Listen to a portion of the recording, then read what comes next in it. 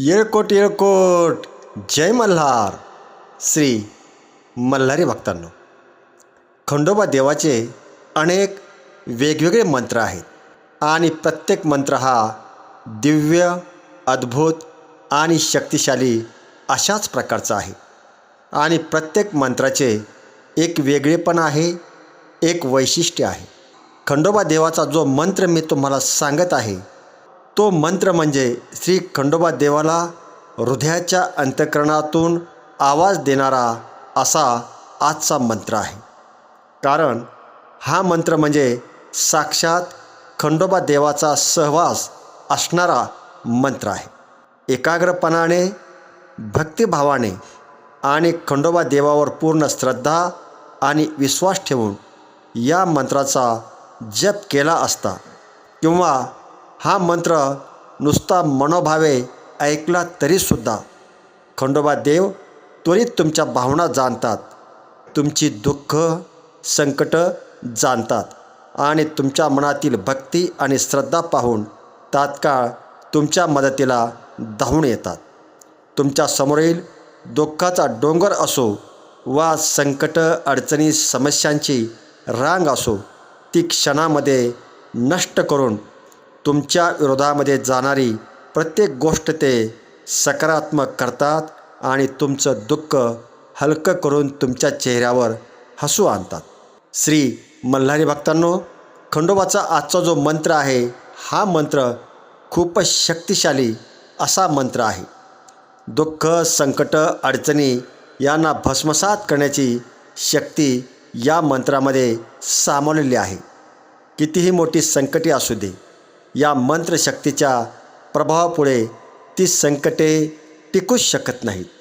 संकटनाशक म्हणूनच या मंत्राकडं पाहिलं जातं. मग ती संकट कोणत्याही स्वरूपाची असू दे, देवाच्या कृपेने ती सर्व संकटे नष्ट तर होणारच. या मंत्राचा जप नित्यनियमाने केल्यास तुमच्या सर्व प्रकारच्या मनोकामना पूर्ण होतात. आर्थिक प्रश्न मार्गी लागतात. हातात पैसा खेळू लागतो. व्यवसायामध्ये भरभराट येऊ लागते. घरातील नकारात्मक शक्ती नष्ट होते. महत्त्वाची कामे मार्गी लागतात आणि प्रत्येक कामामध्ये तुम्हाला यश मिळत जातं. हा मंत्र जपताना किंवा ऐकताना मन शांत करायचे, एकाग्र करायचे, डोळे बंद करायचे आणि खंडोबा देवावर पूर्ण विश्वास आणि श्रद्धा ठेवून या मंत्राचा जप करायचा आहे किंवा ऐकायचा आहे. आणि या मंत्रशक्तीचा जो परिणाम आहे तो परिणाम तुम्हाला त्वरित दिसायला लागेल. फक्त मनोभावे, श्रद्धेने, भक्तिभावाने जपा, पूर्ण श्रद्धेने जपा आणि स्वतः या मंत्रशक्तीचा अनुभव घ्या. तर मल्हारी भक्तांनो, चला पुढील काही मिनिटे आपणही या दिव्य शक्तिशाली खंडोबा देवाच्या मंत्राचा काही मिनिटे जप करूया. ओम श्री मार्तंड भैरवाय नमः. ओम श्री मार्तंड भैरवाय नमः. ओम श्री मार्तंड भैरवाय नमः. ओम श्री मार्तंड भैरवाय नमः. ओम श्री मार्तंड भैरवाय नमः. ओम श्री मार्तंड भैरवाय नमः. ओम श्री मार्तंड भैरवाय नमः. ओम श्री मार्तंड भैरवाय नमः. ओम श्री मार्तंड भैरवाय नमः. ओम श्री मार्तंड भैरवाय नमः. ओम श्री मार्तंड भैरवाय नमः. ओम श्री मार्तंड भैरवाय नमः. ओम श्री मार्तंड भैरवाय नमः.